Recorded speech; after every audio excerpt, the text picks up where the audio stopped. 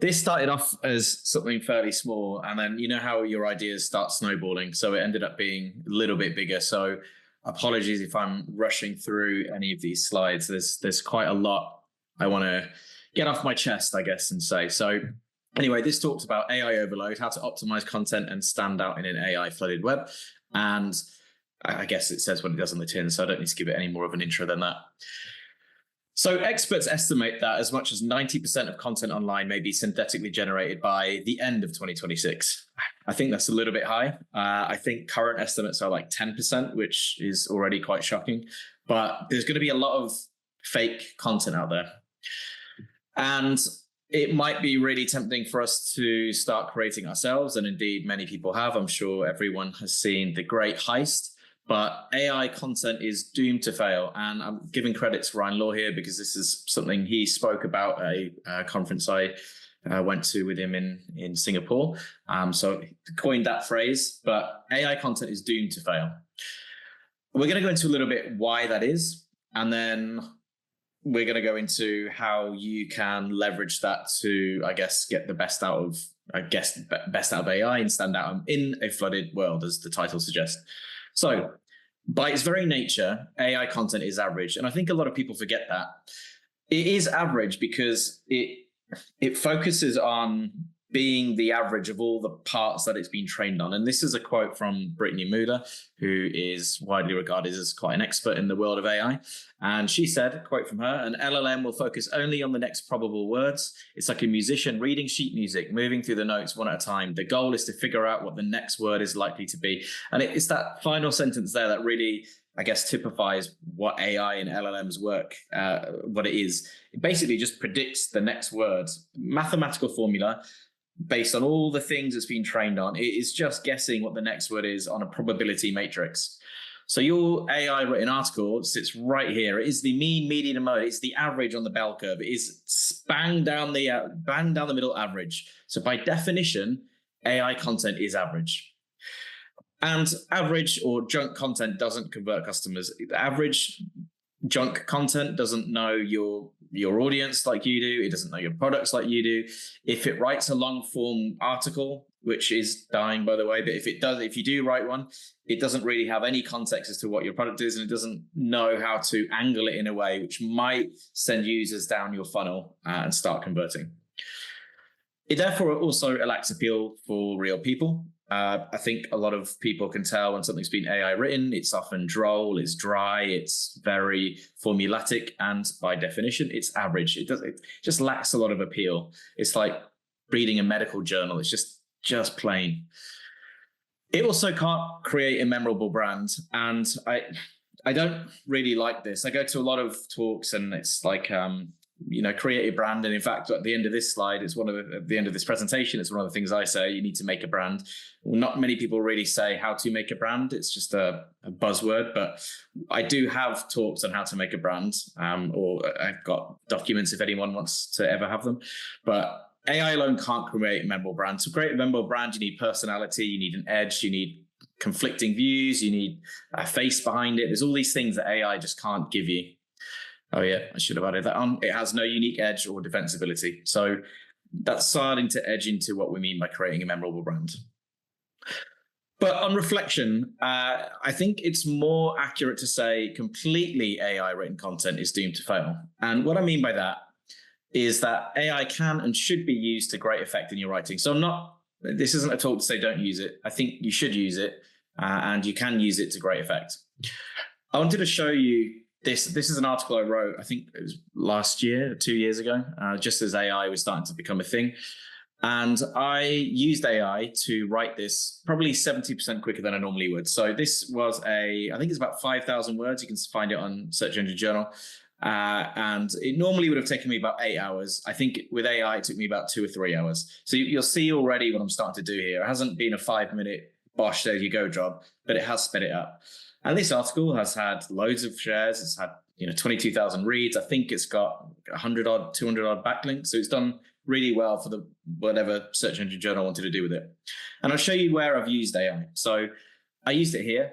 I basically just wanted a really quick intro that I couldn't be asked to type. So bang, what is it? And then I just plugged that in.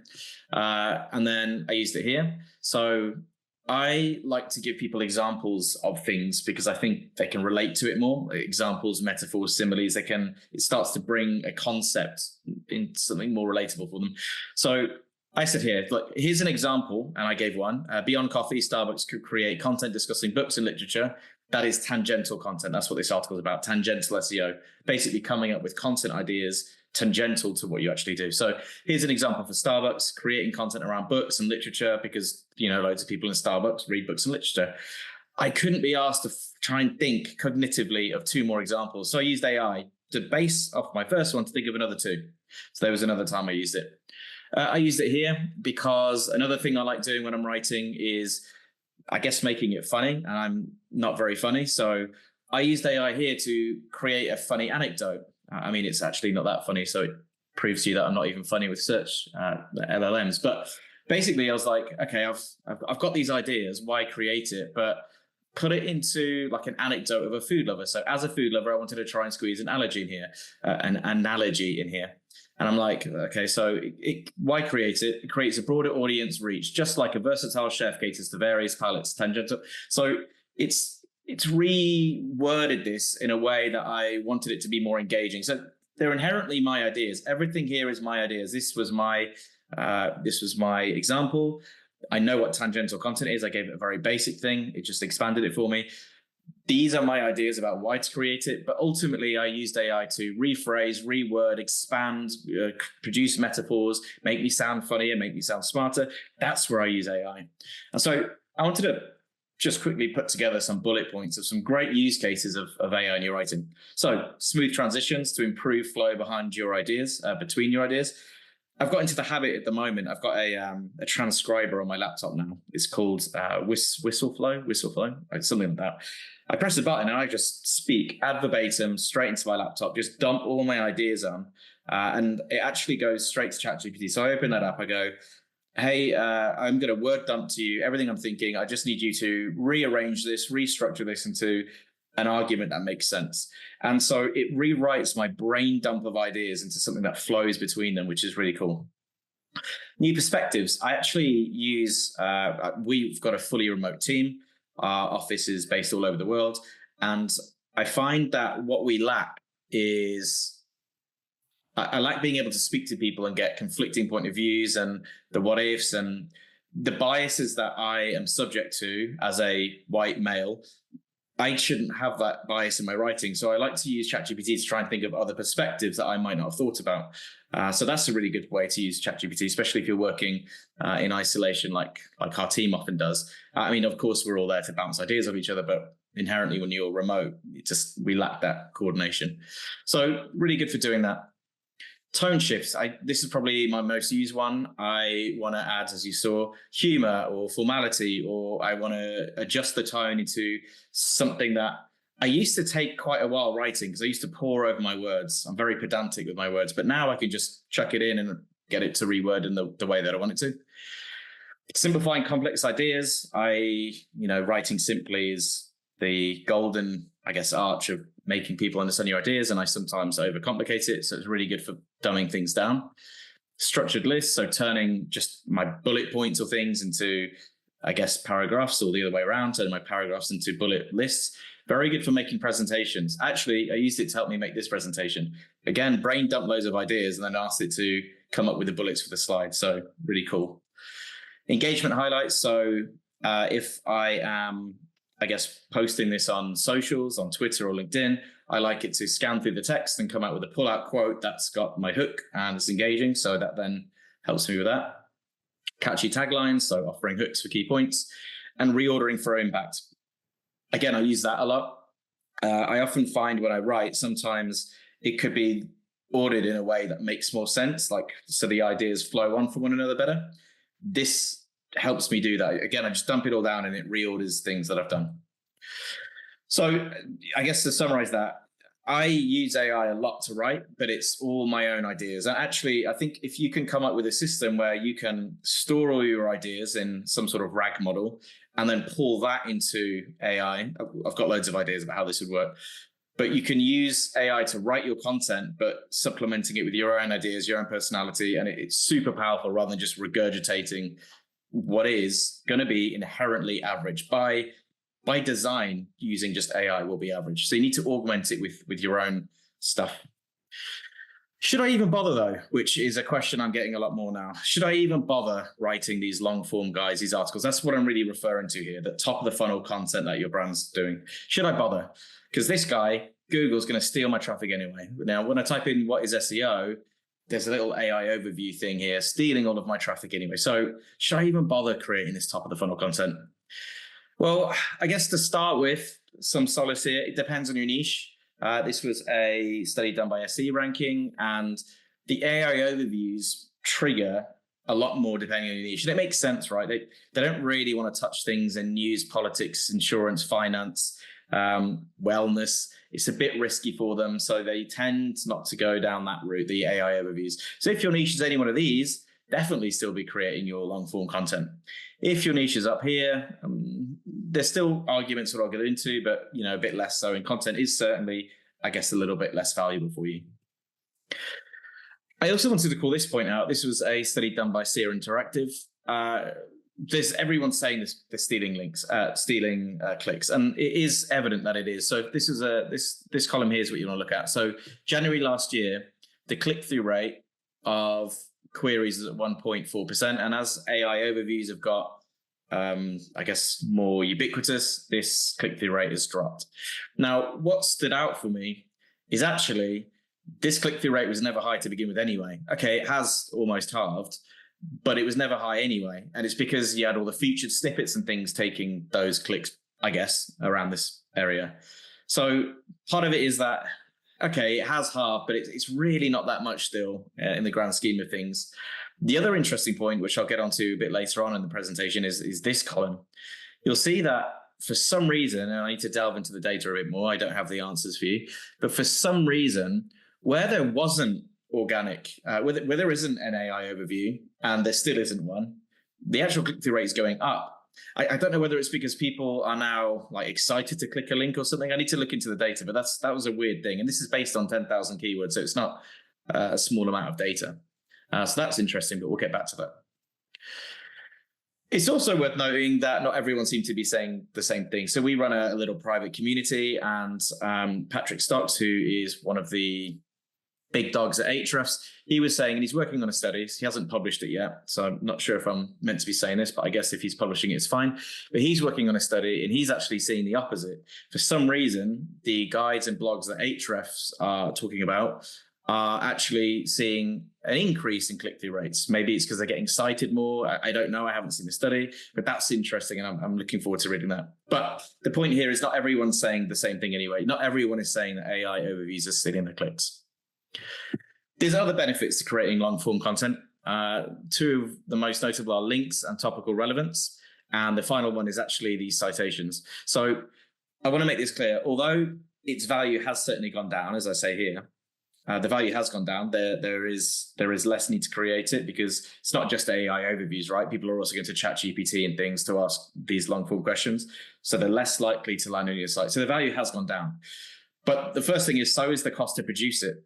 If you follow the first few slides I made, you should still be using AI to create your articles, just not the whole thing and just inject some personality.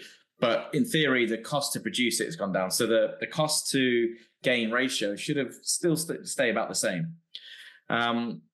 It's also useful for building links too. Now, if you're a site that sells traffic cones, let's have that anecdote. You're a website that sells traffic cones. That is inherently a boring product. And I'm really sorry if anyone on here sells traffic cones, but it is a boring product. Okay, so how do we rank traffic cones? We need to build links to it. Let's be honest, links are still a fundamental part of SEO, and we need to build links to our category pages and our product pages to rank traffic cones for sale.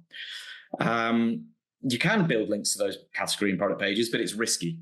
It doesn't look natural. Like no one's linking to a page on traffic cones because it is inherently boring. So you need content. It's like a front line of defense. You need that long form content to build links to that you can then internally link back to your products. That's how you push that link equity there.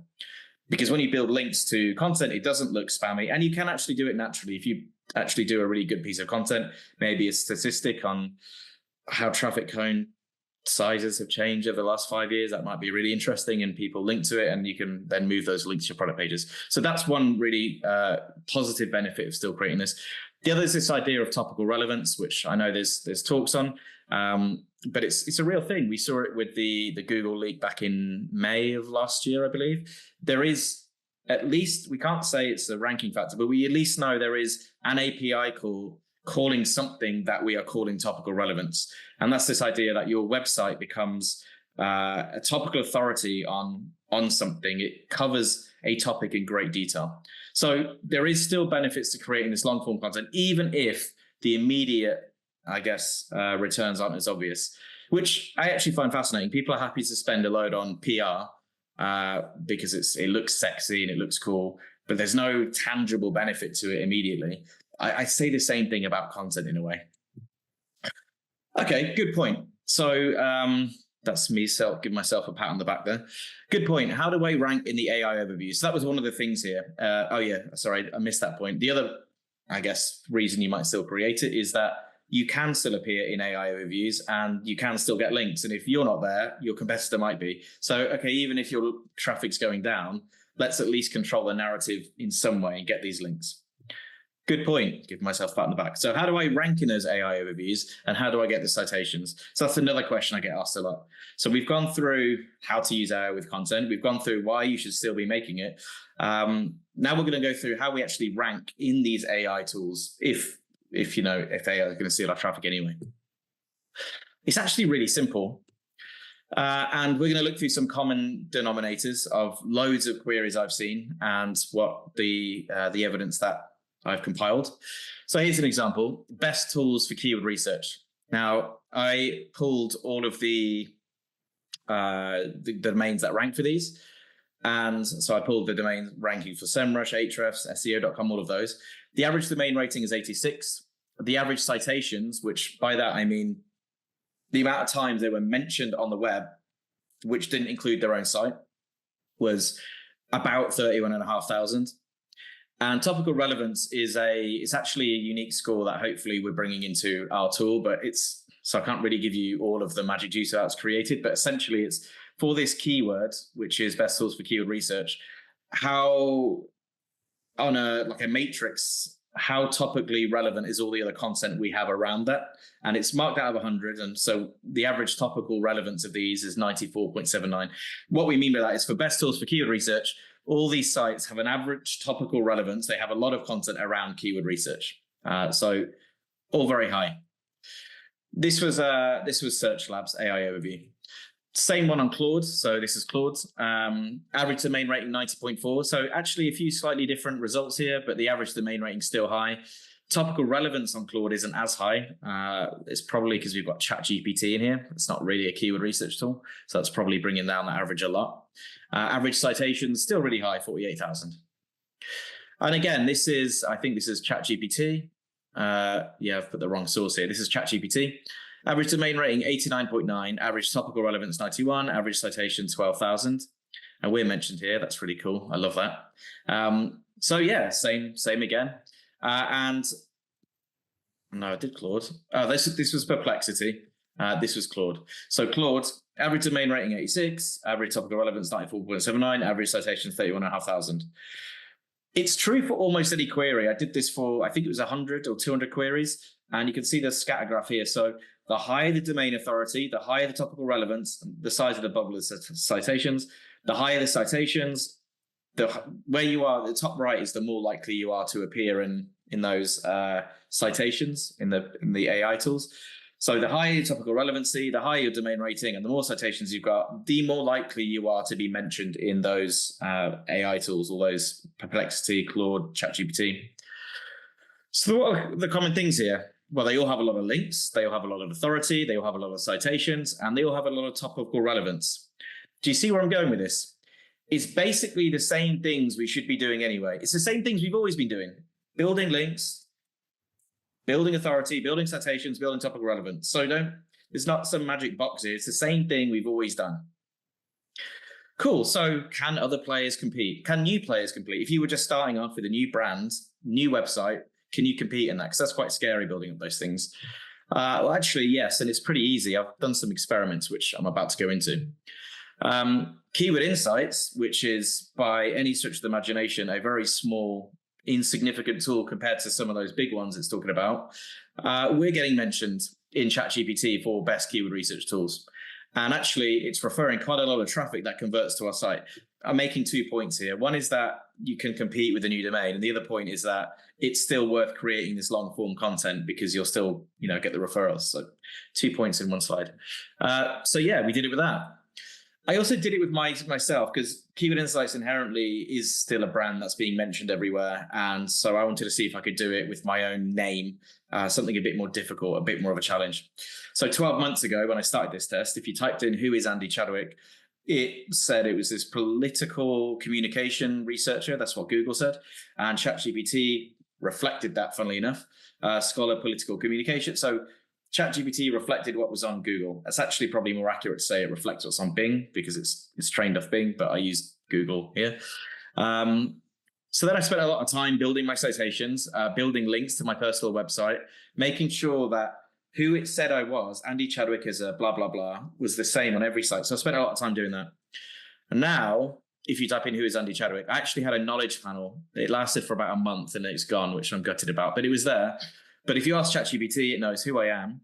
And more than that, it knows everything about, if I say, where has he spoken? It's aggregated that. And it knows all the places I've spoken as well. Ahrefs Evolve, Brighton SEO. So it knows who I am. And that was a test I did with myself. So building links, building citations, building topical relevancy, really powerful stuff. Although I still need to do some work. So Claude always seems behind. It doesn't know who I am yet. So I will get there with Claude in my tests, but it still doesn't know who I am. Cool. So let's invest everything into ensuring we rank for AI, right? We can see that it's good. We'll get citations.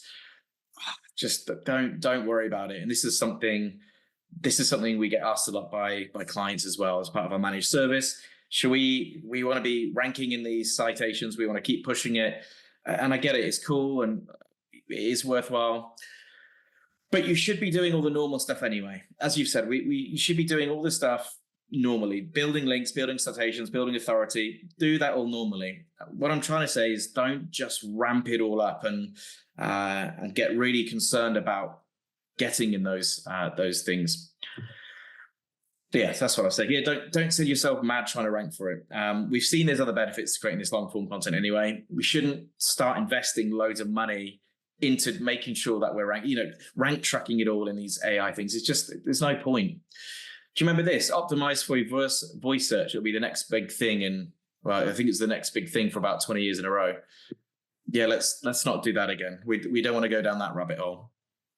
There are loads of reasons why. I don't just want to say it. I want to tell you why I think you should do it. One is opportunity costs. So I think time and resources spent on optimization, on trying to rank these AI things is better, if I'm honest, invested in improving your products, improving your services, or other marketing strategies. Basically, don't just start pumping a load of links until you rank in the AI thing. You should be spending it elsewhere. It will start making you have this lack of experimentation as well. If, again, we're just chasing rankings in some arbitrary tools, and all four of them are different, as you've seen, we'll stop experimenting, or that's what I've seen anyway. So as an example, one of the things we've started to do at Keyword Insights is we made a community, that private community I mentioned before. And actually, it's a way of bringing more value to our customers, and it's a marketing channel in its own right. Our community is now doing its own MRR separate to the tool, and it's done it really quickly. And we're seeing users move between the two. It's been incredibly powerful for us.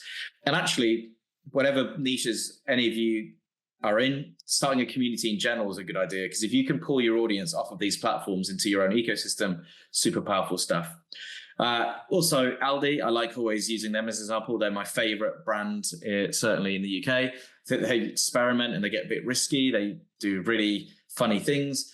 They're always not afraid to push the boat out. And I just don't think they're sitting there wondering, probably not the best brand to use, but they're not worried about ranking for AI. They just go out there with their own stuff.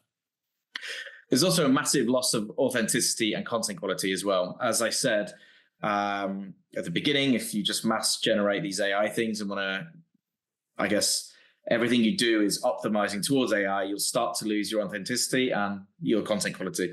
The reason you might do that is you can see you'll get this thing. It's like featured snippets. What used to happen is we'd see a featured snippet for a keyword, and we'd look at the structure, and the sentence was worded in a very set way.